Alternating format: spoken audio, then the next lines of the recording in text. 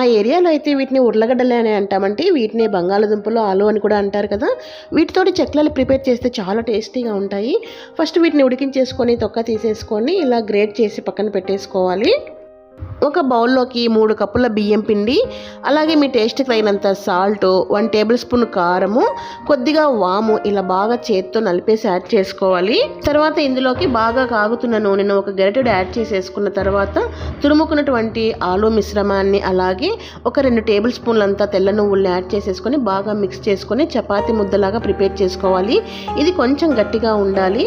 తర్వాత దీన్ని మురుకుల గొట్టంలో యాడ్ చేసేసుకొని మనకు కావాల్సిన డిజైన్లో ఒత్తుకొని బాగా కాగుతున్నటువంటి నూనెలో మీడియం ఫ్లేమ్లో ఫ్రై చేసుకున్నారనుకోండి, టేస్టీగా ఉండేటువంటి మురుకులు రెడీ అయిపోతాయి. చాలా చాలా టేస్టీగా ఉంటాయండి. మరి మీకు కూడా ఈ ఉర్లగడ్డ చెక్కిలాలు నచ్చాయా? నచ్చినట్లయితే ఖచ్చితంగా ట్రై చేయండి. ట్రై చేశాక ఎలా వచ్చాయో నాతో కమెంట్ రూపంలో ఖచ్చితంగా షేర్ చేయండి. Thank you for the watching.